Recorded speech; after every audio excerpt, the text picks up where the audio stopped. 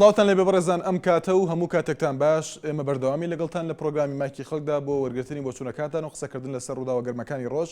لە ئێستادا باس لە پرسێک دەکەین کە یەکەم جار NRT باسی لێوە کرد و ئاشکرا کرا لە NRTەوە ئەویش ئەو بووکە بۆ یەکەم جار NRT لە ڕۆژی 19 ئەم مانگە دیارە ئاشکرا کرد کە حکوومەتی هەرێمی کوردستان هەوڵی بەدەستهێنانی قەرزی داوە لە وڵاتێکی عەرەبی دراوسی عێراق و وڵاتێکی تری خۆرهەڵاتی ئاسیا، بەڵام دانوستانەکانیان نەگەشتۆتە ئەنجام و هەردوو هەوڵەکە سەرکەوتونە بووە. لێرەدا ڕەشنووسی یاسای هێنانی پارە لە ڕێگەی قەرزەوە بۆ هەرێمی کوردستان کە ڕۆژی یەکشەممەی ڕابردوو ئەنجومەنی وەزیران گفتوگۆی لەسەر کرد، ئەم ڕەشنووسە دەست NRT کەوتووە لە ئێستادا بۆ بەدەستهێنانی قەرز. دیارە ڕەشنووسەکە دەسەڵاتی ئەوەی داوە بە ئەنجومەنی وەزیران لیژنەیەکی تایبەت پێک بێنێت لە نێچیروان بارزانی سەرۆکی حکوومەت و قوباد تاڵبانی جێگیری سەرۆکی حکوومەت و ڕێباز محەممەد وەزیری دارایی. دیارە بەڕێزان بە پێی ڕەشنووسەکە ئەو لیژنە سێکەسی ئەنجومەنی وەزیران مافی ئەوەیان پێدراوە کە پێکەوە یان بەجیا دانوستان بکەن لەگەڵایانی بەرامبەر بۆ وەرگرتنی قەرز و ڕێککەوتنی ئیمزا بکەن بە پێی مەرجەکانی ڕەشنووسی یاساکە. بە پێی زانێرەکانی NRT دیارە حکوومەتی هەرێم بەنیازە 30 ملیارد دۆلار قەرز لە دوو وڵاتی عەرەبی و ئاسیایی بکات. ئەمە لە کاتێکدا کە تا ئێستا حکوومەتی هەرێمی کوردستان کێشە داراییەکانی بە تایبەتی کێشە سیاسیەکانی شێگەر بڵین لەگەڵ بەغدادا چارەسەر نەکردووە. تا ئێستا بودجەی هەرێمی کوردستان بڕدراوە نەنێدراوە، موچەی فەرمانبەرانی هەرێمی کوردستان نەنێدراوە. لە سەرەتادا بەشداری کورد لە حکوومەتەکەی ئەبادی ئاماژەیەک بوو بۆ ئەوەی کە کێشەکان چارەسەر بکرێ، وەک هەندێک لایەنی کوردی قسەیان لەسەر دەکرد. دواتر یەکلا نەکرایەوە بۆ ئەوەی کە بودجەی هەرێمی کوردستان موچەی فەرمانبەران بنێردرێت. ئەمە لە کاتێکدایە کە ئێستا ئەم بیرۆکەی حکوومەتی هەرێم هاتۆتە ئاراوە. ئەمە کارتێکە بۆ ڕزگاربوون لەو قەیرانەدارایی کە نزیکەی ساڵێکە لە هەرێمی کوردستاندا دروست بووە و هەموو مانگێک موچەی فەرمانبەرانی هەرێمی کوردستان دوا دەکەوێت پرۆژەکان بە شێوەیەک لە شێوەکان و کاریگەریکی زۆر هەبووە لەسەر ڕاگررتنی پرۆژە خزمەتگوزارەکانی هاوڵاتیان. ئێمە ئەمڕۆ دەپرسین پێتان باشە کە حکوومەتی هەرێمی کوردستان قەرز وەربگرێت لە وڵاتانی ترەوە و ئەگەر ئێوە قسە لەسەر ئاماژەکانی ئەم قەرزە بکەن و لە داهاتوودا دەبێت هەرێمی کوردستان چۆن مامەڵە بکات لەگەڵ پێدانی قەرزەکە. ئەمە دیارە لە کاتێکدایە کە بە پێی وتەی ئەندامێکی پەرلەمانی کوردستان وەزارەتی سامانە سروشتەکانی هەرێم 3 ملیارد دۆلار قەرزارە. لە ئێستادا بە پێی زانیاریەکانی NRT حکوومەتی هەرێم دەیەوێت 30 ملیارد دۆلار قەرز بکات لە وڵاتێکی عەرەبی و وڵاتێکی تری خۆرهەڵاتی ئاسیا. بۆچوونەکانتان وەردەگرین و لە فەیسبوکەوە ئەو بۆچوونانە دەخوێنینەوە کە لە ڕێگەی ناونیشانی facebook.com/nariatv دێنێرن. لەسەر شاشەی NRTش ئەو بۆچوونانە بڵاو دەکرێنەوە، هەروەها لە ڕێگەی ڤیدیۆ سکایبەوە ڕاستەوخۆ بە دەنگ و ڕەنگ دەتوانن بەشدار بن لە پرۆگرامەکەی خۆتان مایکی خەڵک. کرمانج لە تەقتەقەوە یەکەم پەیوەندیمانە. ئەم کاتت باش کا کرماچ. زۆر سپاس. فەرموو کا کرماچ، پێت باشە حکوومەتی هەرێمی کوردستان قەرز وەربگرێت لە وڵاتێکی ترەوە؟ پێشم ئەگەر نەتوانی لە تەقەکە گەر بۆم زیادکە گەرتاوە نەبوو قسەکانم مەمنونت دەبە. فەرموو. بەڵێ پێشەچی پێش هەموو شتێک من هیچ پێم باش نییە حکوومەتی هەرێم قەرز بکاتن، چونکە ئێستا حکوومەتی هەرێم 9 ملیارد دینار قەرزارە. 9 ملیارد دینار قەرزارە لەسەر حسابی من و تو هەموو هاوڵاتیان دەچێ قەرز دەکاتن. ئێستا ئەو دەرە من ملیارە دۆلارم هیناوە هینەوەت دۆلارە پێم نادرێت بیکەمە مەعاش بیدەمە خەڵک، چونکە درۆیەکی شاخدارە ئەوە لەبەرەوە گەر 9 ملیارد دۆلارە بێ بیکاتە مەعاش زۆر ئاسانە. مەعاشی نەفەرێک 700 هزارە 5 گەڵای دەدەمێت 6 گەڵای دەمێت باقیەکەی پارەی تەرقی دەدەمێت. کار ئاسانێکی ڕێکە، بەڵام ئەوان بە تەمای کوردستان نین بە سەرۆکی حکوومەت و بە هەر هەمیان و بە گشتی من قسەیان پێ دەرێم. لەبەرەوەی کوردستان 45 میلیارد نەوتی تێدایە، ئەو 45 میلیارەوان حسابیان کردێ لە 2015 تا 2015 ڕۆژانە ملیۆنێک نەوت بڕاتن، کەواتە پاس 35 بۆ 37 ساڵێکە هەرێمی کوردستان نەوتی وشک دەکات. ئەوان هەر کەس سەفەرێکی لە جیرفانە هی دەوڵەتەکانی دەرەوە جنسەی دەوڵەتەکانی. سپاس بۆ کاکرمانج. باخەوان لەگەڵماندایە لە ڕزگاریەوە. ئەم کاتت باش. شاخەوان نەک باخەوان. ئەو کاتت باش. سپاس دەکەین کاک شاخەوان. زۆر سپاس. فەرموو. بەخوای من یعنی ئێستا من وەکو پێشمەرگەیەک کە دەوام لەلای عەویزەیە کە من دەخێتم لە حکوومەتەیە ئەن بەڕاستی ئەمە لێن دەرین کە داعش بەرامبەرمانە یعنی هیچ کەسێکی قورسمان لەک نییە کە داوا لە وەزارەت دەکەین داوا لە فەرەر خۆمان دەکەین هەدرێن نییە ئەو سەکە قورسانە کە ئێستا هاتیە یعنی هەتا ئێستا هیچ شتێکیان تەوزیع نەکردیە. باشە کاک شاخەوان ئێستا حکوومەتی هەرێم بەنیازە قەرز لە چەند وڵاتێک بکات بۆ چوونی تۆ لەم بارەیەوە. بەڵێ بخوای بە من یعنی ئەگەر قەرزیش بکە ئەگەر ناچاری قەرز بکە ئەگەر حەق خۆی یعنی پێما خۆشە خۆی یعنی ئەو قەرزەی نەکە یعنی خۆی دیدا باشترە. بەڵێ سپاس داوا لە حکوومەت دەکەین یعنی وەکو کەسی قورس ئەگەر بۆمان ڕەوان بکە یعنی بۆ دیکە ئەمە لێنا یعنی ئەمە زۆر من سپاس بۆ کاک شاخەوان دلێر لە سلێمانیەوە ئەم کاتت باش کاک دلێر فەرموو کاک دلێر. پرسیارێک ئەم بەرنامانە ئێوە تا چەنە تەسیری هەیە لەسەر حکوومەت؟ تۆ پێت وایە تەسیری نییە؟ بەلای منەوە تەسیری نییە بە هیچ شێوەیەک. بۆ کاک دلێر؟ لەبەر ئەوەی تا ئێستا چیان کردو بم بەرنامانە بە هەموو شتێکە شتانتان ناوە ئێوە تا سیان کردو ئەوان ئەمەیە باشە. دوهەمی من پێم وایە حکوومەت بە هیچ شێوازە قەرز نکات و لەگەڵ حکوومەتی بەغای ڕێکی زۆر باشترە چونکە ئەم نەبوونی موچە و داهات و هاچی نەهامەتیە بەسەر خەڵکی فەقیر و هەژارایە خۆیان هیچ شتێک ئەسیریان تێ ناکە. ئایا تا ئێستا مەعاشی خۆیان دواکەوتووە مەعاشی خۆیان بڕاوە ئەو نەهامەتی بەسەر ئەم خەڵکە هاتووە بەسەر خۆیان نەهاتووە؟ باشە کاک دلێر ئەگەر کاریگەریشی نەبێت قسەکانی ئێوە ڕەنگە گرنگ بێت هاوڵاتیانی هەرێم ڕایان هەبێت لەسەر پرسێکی ئاوایان هەر پرسێکی تر تۆ ئێستا هاوڵاتیەکی پەیوەندی دەکەی و ئازادی و نەک تۆ لە شار و شارۆچکەکانی تر لە دەرەوەی هەرێمی کوردستان پەیوەندی دەکرێت پێت باش نییە کە هاوڵاتیان ڕای خۆیان هەبێت سەرنجیان هەبێت لەسەر ڕووداوەکان؟ بەدڵنیایەوە پێویستە ڕای خۆیان هەبێت سەرنجی خۆیان هەبێت بەڵام ئایا تاوەکو ئێستا تا ئێستا چیان جۆ لە ئێوە گرتووە چیشیان لە دەرەخنەی ئێوە گرتووە چیان کردووە بۆ شتانە هیچیان نەکردووە هەر ئەوەیە چۆن ئەڵێ قسەیەکەن و هیچ دەورێکی نییە و هەر خەڵکی فەقیر و ژارەکە شتیا چووە و خۆشیان تا ئێستا هیچ شتێک ئەسیری تێ نەکردوون. سپاس بۆ کاک درێر حەمید لە سلێمانیەوە ئەم کاتت باش. ئەم کاتت باش کاکشوان زۆر سپاس دەکەین فەرموو. سەلامەتی سپاس دەکەم بەنسبەت تەوەرەکەتەوانێ بەڕاستی ئەنیا حکوومەتی هەرێمی خۆمان ئەو پارانەی کە بلۆشیان کردو لە وڵاتانە کە هی ناوشارە و هی داهاتی ناوخۆیە و بردویان دەروانێ و دەستیان بەسەراگەتەوە بۆ مەسلحەتی خۆیان بەکارێن ئەوە بگەڕێنێ ناو وڵاتەکە پێویست ناکات بە بچین قەرز بکەن و دوای ئەوە باقی شتێکدات هاوڵاتیان ئەدێت.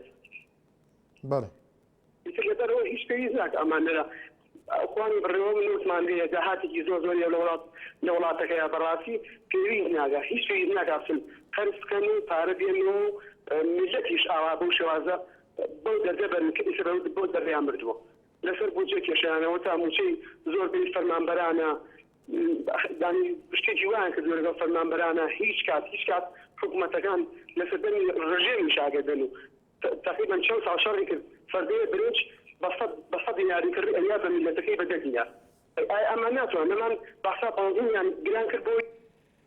سپاس بۆ کاک حەمید پێشەوا لە کەرکووکەوە ئەم کاتت باش کاک پێشەوە. هەموو کاتێکت باش کاکشوان فەرموو کاک قوربانگیان وڵایی بەنسبەت قەزکردن بە گاڵتەجاری لە قەڵەمێرم لەبەر ئەوەی ئێمە ئەگەر بەس داهاتی ناخۆ کۆ بکەینەوە بەشی هەموو شتێکوانەکە من ئەمە بە شتێکی تاکتیکی تێدەگەم قەرزیانی بۆچی دەکرێت ئەگەر نیەتی بەچی دەیداتەوە ئاخر بێتەوە حسابات بکرێ ئەمە هەموو لەسەر پێسی خەڵکی کوردستانە قەرزکردن دانەوەی لەسەر پێشی کوردستانەوە پرۆژە دراوەسێت و بڕۆ قەرز بکەی ئەمە چەندی بچنە من بەڕاستی بۆیە کە بە هیچ جۆرێک لەگەڵ قەرزانین دەبێت حکوومەت بیر لە داهاتەکەی خۆی بکاتەوە نەوە بڕۆ قەرز بکە بڵێ وەڵانیمانە من دەڵم هەیەی بەڵام ئەمە وەکو بڵێ تاکتیکێک بڵێ وەڵا ئەمە هیچمانیە قەرزەکەین قەرز دیارە ئەگەر نەیبێ حکوومەت ئەو لایەنە شتی نادەنێت لەبەر ئەوەی هەیە بۆ یەکە قەرز دەدرێت چکە ئەگەر وڵاتێک قەرزی نەبێت داهاتی نەبێت کەس قەرز پێ نادا ئەوە دڵنیا بە کاکشوە ئەمە شتێکی وایە بەڕاستیکە ئێمە لە خۆمان نازانم ئەم خەڵکەی ئێمە بەڕاستی حتاکەی ئەوەندە فەقیرە بۆچی قەرزەکەی لە پێناو چیدا. سپاس بۆ کاک پێشەوە عومەر لە سلێمانیەوە ئەم کاتت باش کاک عومەر. ئەم کاتە باش قوربان چۆنی سپاس دەکەم کاک عومەر گوێم لێتە فەرموو. وڵا کاکە بەنسبەت ئینەکەتانەوە من بەڕای من قەرز نەکەن باشە نەوت ڕەوانەکەن نە قەرزیشکەن چونکە ئەگەر نەوت ڕەوانە نەکرایە دڵنیا بە بودجەی ئێمە نابڕا و خەڵک بێمەهاج نابوو جا بەڕای من قەرز نەکەن باشە. کە قەرز نەکەن چی چارەسەرە بۆ ئەم دۆخەی ئێستا؟ وڵی لەگەڵ دەوڵەتی عێراقی ڕێکەون ئەوە چارەسەرە. باشە ئەمە لە کاتێکدا کاک عومەر کە وەزیرە کوردەکان سوێندی یاساییان خوارد بڕیارە ئێستا لە ژنەیەکی هەرێم بچێتە بەغدا بۆ لەم کاتەدا باس لەم قەرزە دەکرێت لە ئەنجومەنی وەزیرانی هەرێم. والله دائیدر قەرزەکە ئەو نۆتێک کە فرۆشراوە تەمان بە کەسب فرۆشراوە ئالای دەوڵەتی تورکیاش دەستی بەسەر پارەکە نایە بە هەرێمی کوردستان ئیتر ئەو خەڵکە بێ موچە و بێمەهاش بووە چارەسەرەکەی وێ لەگەڵ دەوڵەتی عێراقی ڕێکەوی نەقەرزکەن. بەڵێ سپاس بۆ پەیوەندەکەت کاک عومەر لە سلێمانیەوە. ئەحمەد لەگەڵماندایە لە خانەخینەوە ئەم کاتت باش کاک ئەحمەد؟ ئەم کاتتان باش؟ هەموو کاتێکت فەرموو کاک ئەحمەد. وەڵام وەکو پێشمەرگەی نازانم ئەمانە نازانم ئەڵێن پێشمەرگە نێرین بۆ گوباشی و ئەو جەلەورای بۆ ناگیرێ ئێستا ئەتوانێت کوباشی نە کاک ئەحمەد مەست کوبانیە؟ بەڵێ بەڵێ کوبانی بەڵێ ئەو جەلەورای بۆ ناگیرێت ئەتوانێت کوبانی بگرێ بۆ من. بەڵام ئەمە داواکاری شەقام بوو کاک ئەحمەد کە ئەو ناڕزایەتیانەی کە هەبوون داوا کرا هەرێمی کوردستان هاوکاری ڕۆژئاوا بێت و مەترسیەکە لەسەر ڕۆژئاوا گەورەیە ینی بۆ هەرێمی کوردستان ئەم دەست پێشخەریە نەکات لە توانایدا نییە پێت وایە؟ پێشمەرگە ماجارێ مەعاشوەرەگرێت پێشمەرگە هەمووی کوڕی فەقیرە خۆ کوڕە مەسوولێ نایە هەکایەکە لە کوڕە مەسوولەکان و سەرکردەکانەوە سەشماغە شەڕە لە پرسیارەکەم ئەوەیە کاک ئەحمەد بۆ هەرێمی کوردستان ئەم هاوکاری کۆبانێ نەکات بۆ نەیکات پێت وایە؟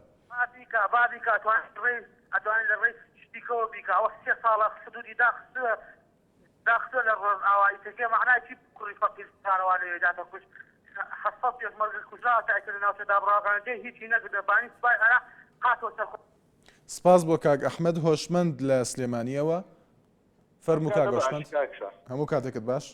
وەڵی پێویستیمان بە قەرز نییە ینی قەرزی چی حزبێک بتوانێت بای 4 ملیۆر دین ئەسلحە بکڕ و بینێرێ بۆ کوبانی خۆ 4 ملیۆنیشیە با 2 ملیۆنیشی با بە حکومەت یعنی ئەم چاوەڕاوە چییە لە خەڵکیەکان ئێمە زۆر یعنی لە ساحەفەکە هات نەمانەتوانی گەشتی چۆنەڵی کوشت و کاڵ و ئابووری خۆمان بگوژێنینەوە چێ بە قەرز چەنەها فایزی حرامیە چێتە سەر و موتەی خەڵکیش بە حرامەدەن یعنی ئەم چاوەڕاوە چییە لە خەڵکیەکەن ئەمە هەر شتێکە وەکو گەندەڵەکانی خۆیانەی دۆزنەوە با 4 کەناڵی خۆیان داخەن کاکە با مەعاشی بنسێبەرەکانیان ببڕن یعنی کاکشوان من ئەم پرسیارە ڕوبەڕوویەوە حیزباکەمەوە یعنی بای 4 ملیۆن دینار دەتوانێت وەکو حیزب بیکڕێت چاک و ئەسلاحە ناتوانێت 4 ملیۆنیش با بە حکومەت بەخەرز با بگەڕێنەوە بۆ حکومەتی عێراقی کاکە با ئێمە شەفافانە لەگەڵ حکومەتی عێراقیە بڵین کاکە ئەمە ئاوا بێ بۆی خەڵکی لەم ڕەزەلەتە نەجاتی بێ یعنی ئانەوە بە هەموو شێوازێ قوتی خەڵکیش حرامکەن و بیکەن بە قوڕگی مناڵی فەقیرە. سپاس بۆ کاک هۆشمەند لە فەیسبوکەوە تانیا گەرمانی نووسێتی ئێداهاتی نەوتەکەی خۆمان لە گرفانی کام بەرپرسە باشە ملەتیان پێبەخێو ناکرێت بۆ دەست ناکێشنەوە بە خۆی نووسێتی سەفین خەدر دەڵێت من تەنها پرسیارێک لە بەرپرسان و کاربەدەستانی حکوومەتی هێرێم دەکەم ئایا ئەگەر ناتوانن موچەی تەنها مانگێکی فەرمانبەران دابینکەن باشە بۆچی بەردەوامن لە کارەکانتان و دەست لە کار ناکێشنەوە. هەر لە فەیسبوکەوە کارزان ناشاد نووسێتی باشتر وایە لە کۆمپانیەکانی خۆیان قەرز بکەن بەدیعا لە بازیانەوە لەگەڵماندایە خات و بەدیعا ئەم کاتت باش. مەرحەبا کاکشوان زۆر سپاس دەکەم فەرموو. دەستخۆشی لێکەم سپاس دەکەم بەدیعا خان. بەڕێزی کاکشوانجا من ئەمەوێت کامەسڵ بەرزانی بەتەما پێشمەرگە بنێرێ بۆ کۆبانیان پێشمەرگە نەنێرێت معاشیان بۆ بنێرێت ئەو پارەی کەوا لە تورکیا دێنا و ئێستا بەتەما بچێت سوڵکە لەم ناولا بۆ پێشمەرگە نەچێ سوال بکات پارەکانی تورکیای بێنێتەوانە ئەو بێرانی کە لە تورکیا کڕەتی لەگەڵ شیروانە بەتەمای کە لێ بقەمە ڕاکاتێ بەتەمای ئاژبەتاڵیش کە بە یەکێتی بکاتوانێت و 74 کە باوکە 74 بە خاڵەکە دەوێت دیسانەوە بکاتوانێت بە خاڵک بەڵێ سەبارەت بە قەرزەکە بەدیعا خان سەبارەت بەم قەرزەی کە حکوومەتی هێرێم بەنیازە قەرز بکات چی دەڵێ لەم بارەیە وەکو هاوڵاتیەک؟ ئەینا بۆ قەرزەکان داهاتی کوردستان ئەمنە زۆرە لەسەر نەوە دانیشتو لەسەر نەوە خەڵکوین ئەمە تاکتیکەن مەسعود بەرزانی کە مەسعود بەرزانی نازانێت ئەی مێکێتەیە چۆن بخات نازان چۆن پاشخۆ لە مێکێتێ باشە بەدیعاخان باس لە هەندێک پرس نەکەین کە با کاریگەری نەبێت لەسەر قسەکانی تر و بەشداربوانی تر. سپاس بۆ پەیوەندەکەت بەڕێزم بۆی لە چوارچێوی تەورەکە دەرنەچین باس لە هەندێک کێشەی نێوان حەزبەکان و ئەو شتانە نەوروژێنی ئەمە باس لە شتێکی واقع دەکەین لە ئێستادا. فەرمانبەرانی هەرێمی کوردستان هەموو مانگێک گلەی و گازندەیان هەیە کە موچەکانیان دوا دەکەوێت، کێشەی دارایی هەیە، قەیرانی دارایی هەیە لە هەرێمی کوردستان، دەیان و سەدان پرۆژەی خزمەتگوزاری لە شار و شارۆچکەکانی هەرێمی کوردستاندا ڕاگیراون کاریان تێدا ناکرێت. ئەمە پرسێکە کە لە ئێستادا حکوومەتی هەرێمی کوردستان کە بیر لە قەرز دەکاتەوە. با قسە لەسەرەمە بکەین وەلانە دێنە تەورەکە. لە فەیسبوکەوە چەند بۆچوونێکی جیاواز هەیە. محەممەد ئەنوەر نووسیوێتی حکوومەت ئەم قەرزە دەکات دەبێت بتوانێت بیداتەوە. ڕۆژ کۆسرەت نووسیوێتی بۆچی لە وڵاتان وەری دەگرێت؟ خۆ مەسوولەکان ئەوەندەیان برد کە بەشی 100 مانگ دەکات، ئەوان لە 1991ەوە بەس پارەی میلەت دەخۆن. ئیبراهیم کەرکووکی نووسیوێتی هەوڵی ڕێککەوتن لەگەڵ بەغدا بۆ ناردنی بودجە زۆر باشترە لە قەرزکردن. ئەحمەد لەگەڵماندایە لە هەولێرەوە. ئەم کاتت باش کاک ئەحمەد. سلام علیکم. علیکم السلام. باشی. سپاس کاک ئەحمەد. داکسۆن من ئەو قەرزە بە ئیسێکی باش نازانم. من نازانم ئێمە ئەو هەندە مستەخۆرەمان بۆ چییە لە دنیادا. باشە چارەسەری تر چییە لە جیاتی قەرز کاک ئەحمەد ئەگەر وایە؟ چارەسەر ئەبی سەرباز 2 ساڵ بە خۆڕایی سەربازی بکەن. ئێمە ئەبی فێبن وەکو بە پیرمان بەبێ موچە بژین. ئەو خەڵک هەمووی فێرە موچەبی، هەمووی بیا ملەتێکی تەمبەل. ئێمە بە کەلێک هیچ ناین. من پێم باشە ئێستا ئەو موچەی ببرن. بنزین بکەن ئەبی 30,000 دینار. ئەو خەڵکە دەوڵەمەندە با کەرەبا گرانکەن، ئەو ئاوای گرانکەن. ئێمە بۆ نەقەرس. کاک ئەحمەد پێشتر نرخی بنزین گران کرا، خۆپیشاندان و ناڕەزایەتی لێکەوتەوە لە چەند شار و شارۆچکەیەک. لەبەر ئەوەی کە ئێمە ملەتێک سیاسی نین، ئێمە ملەتێک دواکەوتین دەبێ ملەت خۆی بزانین ئەوەندە قەرسەی بۆ بکەین. و بەداخەوە کە ئەو خۆپیشاندان زۆرتر لە ساری سولەیمانیە سەرچێشیتن. من پێم وایە ئەگەر موچە هات ئەوەن بدەن ساری سولەیمانی. بەڵێ سپاس بۆ پەیوەندەکەت. سابیر لە سلێمانیەوە. ئەم کاتت باش. سپاس دەکەین کاک سابیر. کاکە شوانجار شتەکان زۆر و ئەشکران. حکوومەتی هەرێمی کوردستان بۆیە ژێرخانی ئابووری نییە و نەبووە. لە ئەوڵی ڕۆژوانە حکوومەتێکی زەعیفیان دروست کرد دەسەڵات کەوتە دەست چەند بەرپرسێکەوانێ.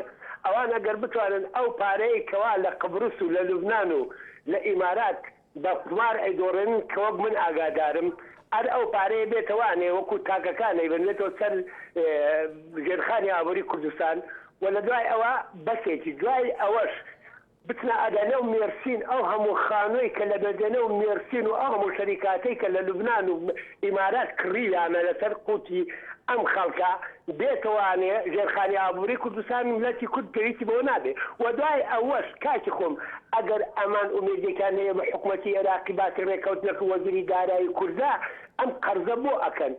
ئەو قەرزەش ئەکەن دیارە ئەیانەوێت چەند پینەیەکی کە هەیە چارەسەکاری پێکەن. سپاس بۆ کاک سابیر. هەر لە سلێمانیەوە سەلاح لەگەڵماندایە. ئەم کاتت باش. ئەم کاتەوە باش باوکەکەم. سپاس کاک سەلاح. سپاسانەکەی بەو ئەم بەرنامەجە. سپاس بە تۆش.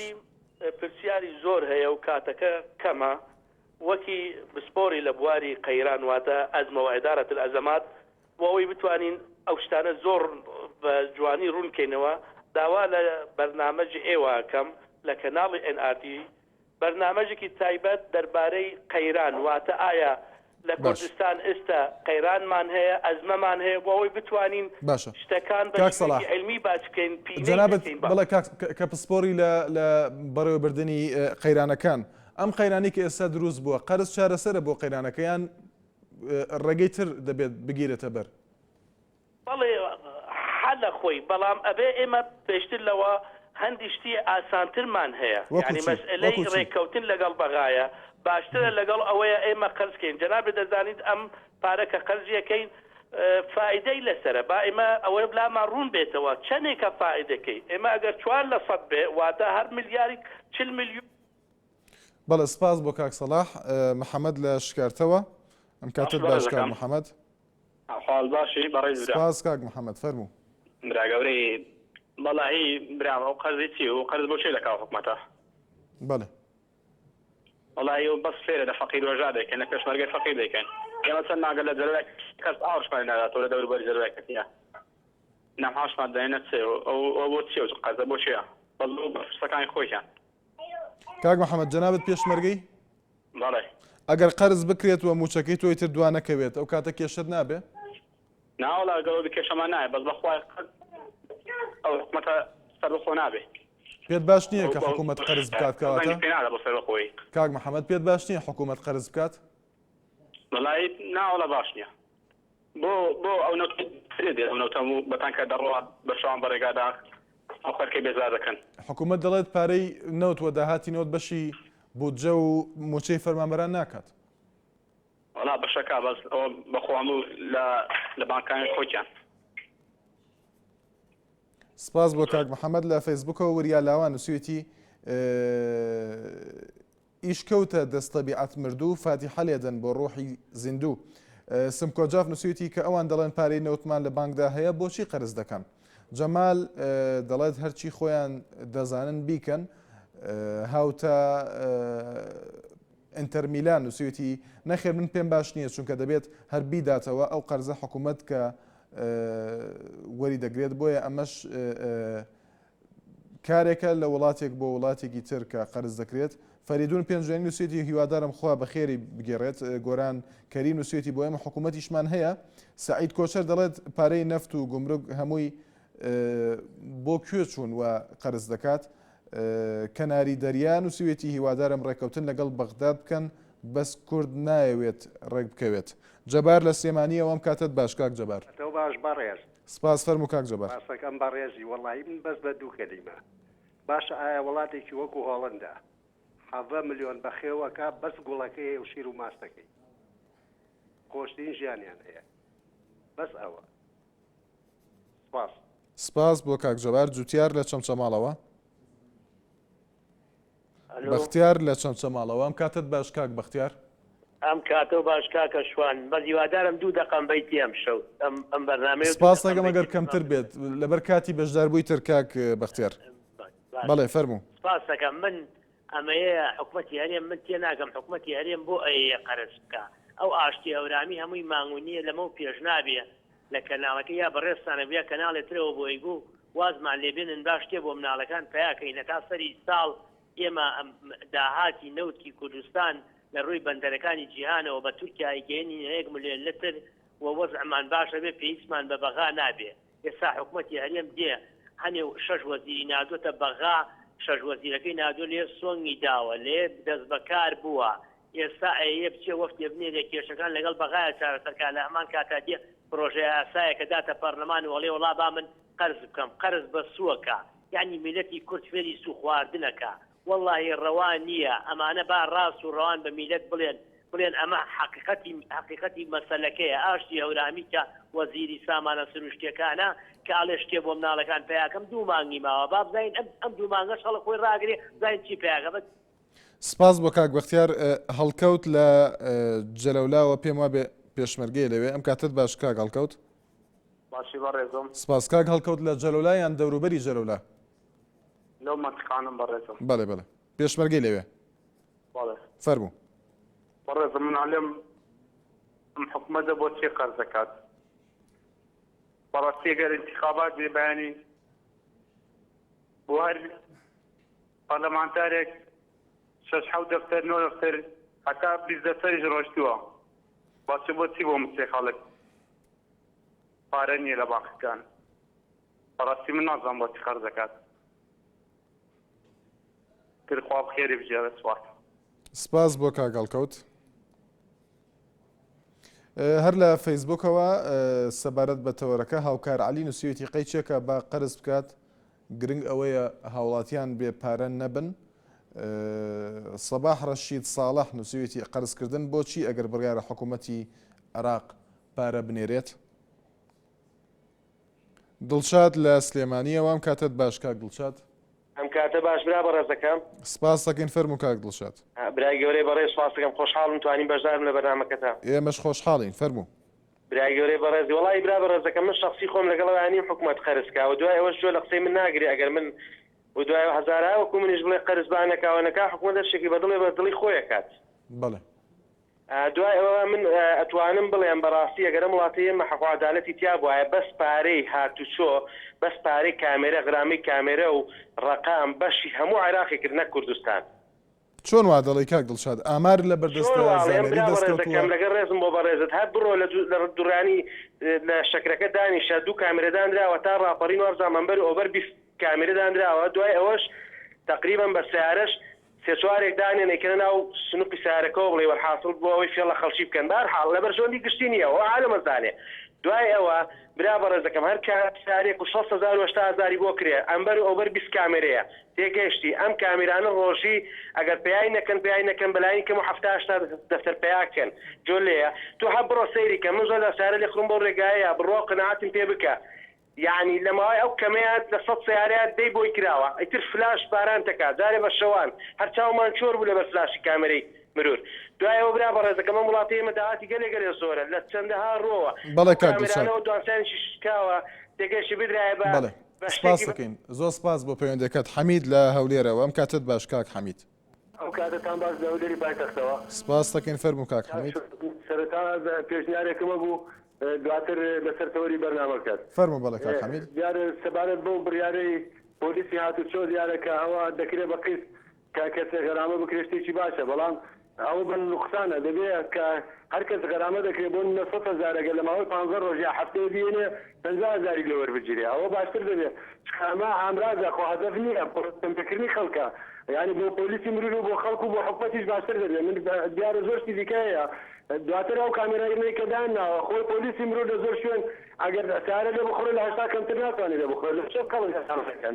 دیارە لە نێوان دوو باڵە باشووکە دوو کەوانە بە تێڕوانی تایبەتی خۆم هیوادارم بگاتە جێگەی خۆی سەبارەت بە تەوری بەرنامەکەت دەستخۆشی لێ دەکەم بەڕاستی من وەکو ڕای تایبەتی خۆم پێم باش نییە قەرز وەربگرین ئێمە ئەو داهاتمان هەیە داهاتی خاڵە گوبرجەکانمان هەیە داهاتی ناوخۆیمان هەیە دەبێت هەوڵدا لە هەوڵ بین لە سەرنووشی پەنجەکانمان بڕۆین قەرزار لەبین کاکە گیان هەوڵ بن فێر بین کە اکتیفای ذاتی خۆبژێوی خۆمان بژێنین یعنی ئەو حکومەتە بەڕاستی ئەوە نەماوە لە ئێستادا بڵێ ساوان دەبێت ئەو زر و بەرگوە کۆنا بگۆڕێ کاکە دەبێت خۆی نێکاتەوە حکومەتی بنکە فراوانیانیسی یعنی من وەکو خۆم بەڕاستی سپاس بۆ کاک حەمید لە هەولێرەوە بەڕێزان و چانێک و بەردەوامین لە وەرگرتنی بۆ چوونەکانتان دووبارە سڵاتان لێ بەڕێزان تەوری ئەمڕۆی پرۆگرامی مایکی خەڵک تایبەتە بەو نیازەی کە حکوومەتی هەرێمی کوردستان بەنیازە قەرز وەربگرێت لە وڵاتێکی عەرەبی و وڵاتێکی خۆرڵاتی ئاسیا بە پێی زانێرەکانی نارتی حکوومەتی هەرێم دەیەوێت 30 میلیارد دلار وەکو قەرز وەربگرێت بۆ چارەسەرکردنی ئەم قەیرانە دارایی کە ئێستا بەرۆکی هەرێمی کوردستانی گرتووە ئەحمەد لەگەڵماندایە لە سلێمانیەوە ئەم کاتت باش کاک ئەحمەد فەرموو ئەم کاتە باشە سپاس کاک ئەحمەد بەڕاستی قەزکردن شتێکی باش نییە پاشان ئەم وڵاتێمە پێویستی بە قەرز نییە ئەنجا ئەڵەن کە تورکیا پارەکە نانێرێ ئەوە شتێکی زۆر ناڕاستە چونکە ئێستا بەشار ئەسەد لەلایەن ئەمریکاوە وەکو دیکتاتۆرێ سەیرەکرێ بەڵام هیچ وڵاتێ ناتوانێت پارەی ئەو حەزفکە ئەنجا کوردستان ئێستا هەموو وڵاتەکە یارمەتیان ئەمریکا و ئەلبانیا و زۆر لە وڵاتان ئێستا هیچ کەسێ ناتوانێت پارەی کوردستان حەدەستکە و پاشان کوردستان پێچی بە قەرز نییە گوڵکی چاخچیان و باشماخ و ئیرام خەلیل و پەرێزخان و ئەمانە لەگەڵ کامێرەی شاراوی مرورە بەشی معاشی مۆزەفەکە بەزیادەوە هەروکو ویساریشە کە مدیری کارەبای مرور کەتی ئێمە توانین بەس خۆمان بە داهاتی کامێرە و باز و سەرانە هەتوانین معاشی هەموو مۆزەفی کوردستان بین کوردستان پێویستی بەوە نییە کە قەرز بکات جا پێویستە حکومەت بخۆیان بچێتەوە بە جوانی سپاس بۆ پەیوەندەکەت هەر لە سلێمانیەوە محەممەد لەگەڵماندایە فەرموو کاک محەممەد سپاس کاک محەممەد فەرموو باشمانم قەرز بۆ چێکە ئەو کاتە ئەو دەڵێ من ئابووری خۆم سەربەخۆ کردووە ئێستا ئابووری سەربەخۆمێ لەم ئابووری سەربەخۆی ئەو من نازانم ئەو بگێت تەسمیلی تورکیای کردەوە لە تەستی عێراقا بۆوای باشتر ویان لە دەستی تورکیا بۆ نازانم کامیان دژمنی کوردی ئەگەر عێراق بگەم وا بە عێراق باشترە لەوەی کە تورکیا بێ ئەم ئابووریە لە شۆ سەربەخۆیە باقێک لە تورکیا بێ قەرزی چی ئەگا باشە خەڵک ئەڕژێتە بانجارە داوای مەعازەکە بۆچی ناڕژێتە بانجارە داوای شەفافبوونی ئەم نەوتە بکە بزانانی ئەم نەوتە چۆن ئەم حکوومەتی هەرێمە بەڕێیەکە ئەم داهاتەی چەندێکە و چەندێ نییە بۆی داوا لە عێراق پێ بۆ خەڵک بزانێکە ئەم پارەیە حەقە نامانداتێکە حەق لە لای شێ لە لای ئەمانەیان لە لای ئەوانێ ئەگەر حەق لە لای ئەمانەیە ئەمانە حەقی خۆیان هەموو شتێکە با خەڵکش پشگیریان لێبدا بەس ئەگەر حەق لە لای ئەمانە نییە دا ئەمانە داوا لەمانە بکەن ئەمانە دەسەڵاتەرە سۆڵگن کە ئەم دەسەڵاتە سۆڵگن کاکە ئەم بەس ئەم دزی و بەس ئەم دزی و ئەم زەردەیە لە خەڵک بووە لە خەڵکەکەن من ئەوە ناڵێم بۆچی قەرزەکە بۆچی داوای شەفابوون ئێمە بەخوا ئێمە چەندێک سپاس بۆ کاک محەممەد خدر لە هەولێرەوە کاتت باش کاک خدر چۆنی چاچی سپاس دەکەم کاک خدر فەرموو وڵی من وەکو خدر ینی سەبارەت حکوومەت دەکات باش نییە بەسەکە ناتارێش بێ وێژەکان دەوڵەتیشی پێ فەرزەکە بە زێک اختراعیشم هەیە هەدەکە 8 ملیارەکە لە دەوڵەتەکی وەرنەگری بچی پێشەش دەوڵەتە دەوڵەمەندەکە وەچی ئەمریکا و زیانەیەەکە و 2 ملیاریان لێوەگری باش ماوەش کە ساڵە 2 ساڵ بڵێ وەڵایی کاکە قەرزم وەچی لێ پارەکەم نیبیرەمە و لێم خۆش من وەچی حکوومەتی عراقی کو بە ملیارە دینار قەردار ولیان خۆش من ئەو کاتێ وڵاتانەش لێمە خۆشە بن باوەرگریت ئەگە نات دوایە 2 ساڵی کە بڵێ کاکە لێم خۆش من لێ خۆش دەبن چیە قابلە دراوسێتی و هایدەی خوات سپاس بۆ کاک خدر لە هەولێرەوە هوشیار لە پێنجێنەوە ئەم کاتت باش هەموو کاتێکت کاک هوشیار کاکەجان ئەم وەضع حکوومەت هەرێمی کوردستان لەبەر بەرژەوەندی میلەت ئەم کارە ئەگا بەقوربانێ بم حکوومەتی هەرێم کەسێکی نەزان نییە بەڕاستی پێم بڵێ هەمێ نەعەدالەتی هەیە بەس بەڵام تۆ شێوەش نییە کە ئەم خەڵکە بینی لێ کاتەوە ئەی بەس شێوەیە کە کاک هوشیار خۆم لە پێنجێرم لە باش بەڵێ بەس شێوەیە کە دەڵێم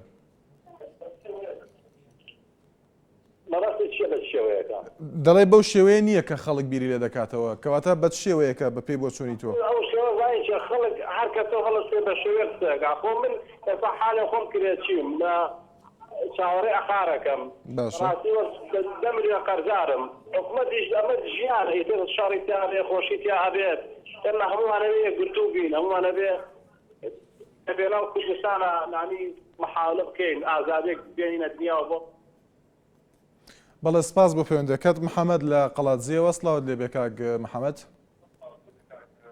ئەو کاتت باش کاک شوانەی بەڕێز هەموو کاتێکت باش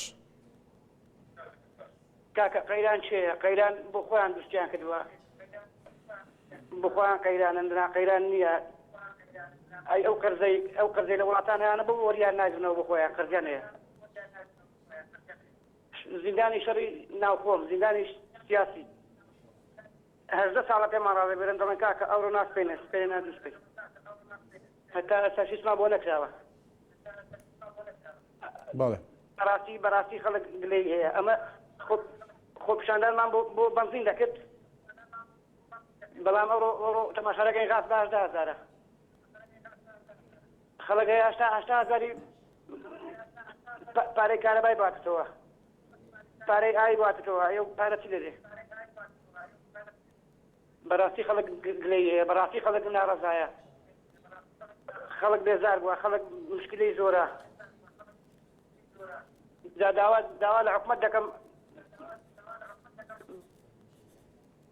سپاس بۆ کاک محەممەد علی لە دەربەندیخانەوە ئەم کاتت باش کاک علی کاکە ژیانت باش ئەم کاتەی خۆتان باش دەستخۆشیتان لەکەم کە توانین پەیوەندیەکەم وەربگرم من ئەوە ڕای خۆمە وا ئەزانم پێویست بە پارە ناکا قەرزکردە چونکە ئەمەنە پارەی خەزن هەیە لەلایەن اینجا ئەو پارەیەش کە ئەڵێن قەرزە و ئەیهێنین پارەی خۆیانە ئەیانەوێت سومان بە سوو بیان بە حکوومەتەکەمان سومان لێ وەرگرت پەترەیەکی تر غازیش بەسەرمان ئاگرانەکەن ئێستا ئەزمەی غاز دروستەکەن پەترەیەکی تر غازیش بەسەرمان ئاگرانەکەن دوجار شتی تریش گرانەکەن ئەمانە تەنها ئەوەیان ئەوێ ڕاوی پارە ئەکەن و هیچی تر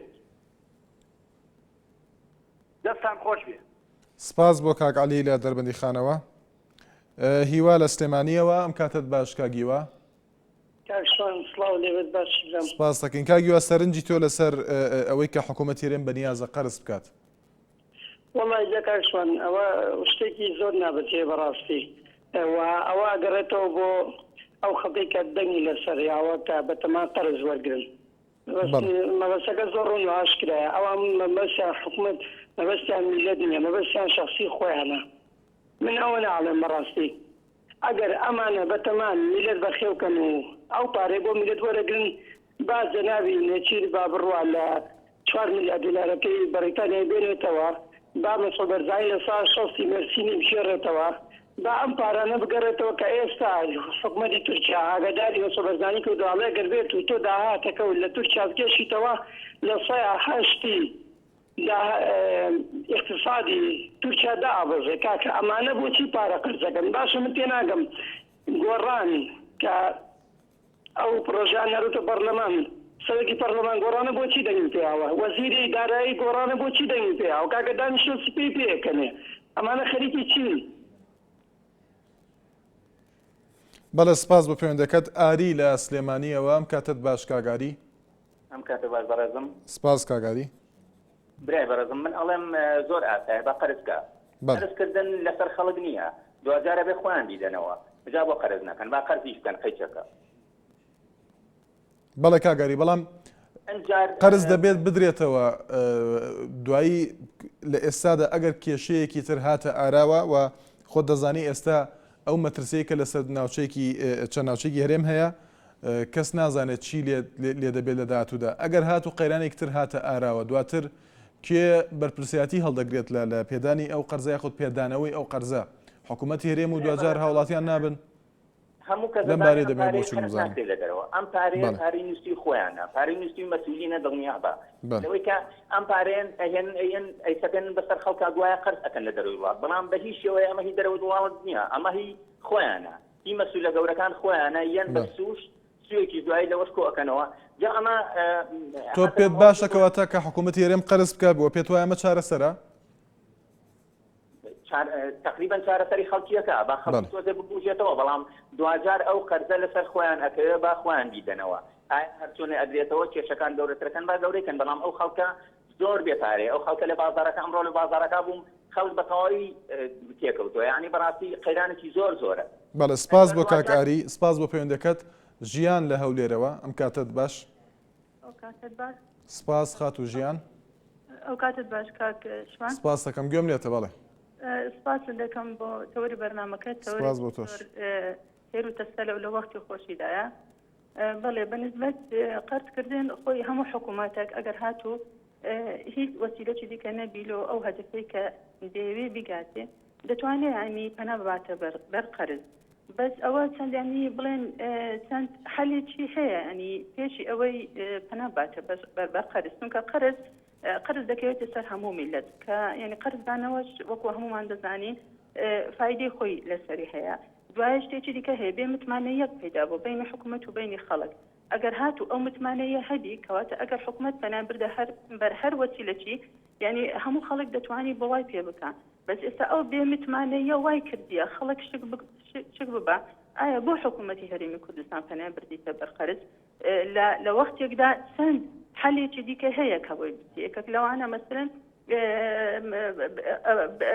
بینی بڵێن حکوومەتی فیدرالی و اتحادی و بینی حکوومەتی هەرێمی کوردستان چەند سپاس بۆ خاتوژیان هەرێم لە سلێمانیەوە ئەم کاتت باش کاک هەرێم هەموو کاتی باشی بەڕێز سپاس دەکەین فەرموو کاکە بەنسبەتم قەرزەکە و قەرز ناکە و قەرز قەیچێکە بابیکە خۆی یاتۆ کاکە دوجار قەیرانی کە دروست دەکەن ئەڵێ قەرزەکایەینەوە پێگەی ئەمە یەک دووش ئێستا حکوومەتەکەی عابادی لە بەخا ئەڵێ من هیچ مەجبور نیم نەوتی بەسڕە بفرۆشم بیەم بە تۆ تۆش نەوتەکەی خۆ کۆی کوردەواری ئەڵێەوەی خۆمەوەی تۆش بۆ خۆم ئەمە ئەڵێ خوادەیە خورما ئەڵێ خورمش ئاخر نابێت کاکە با لێکری تێبگەین ئێمە ئێستا دەوڵەتی کوردی تۆزە دوورکەوتۆتەوە ئەو توموتیژیە و ئەوە نەما باشە ئێستا ئێمە لە چوارچێوەی عێراقا پێویستمان بە بەغایە باشترین حەل باشترین ڕێکەوتنەوەی ئێمە جارێ لە بەغا نزیکبین لەگەڵ بەغا ڕێبکەوین پرۆژە ئەکەوێتەوە کار موچەکەیەت بێنە کاکە سۆمە و کۆمۆی چی خەڵک تااقەتی دوور لە نەوت و سۆمە و کۆمە خەڵ هەموو عالەمیان کرد بە سیاسی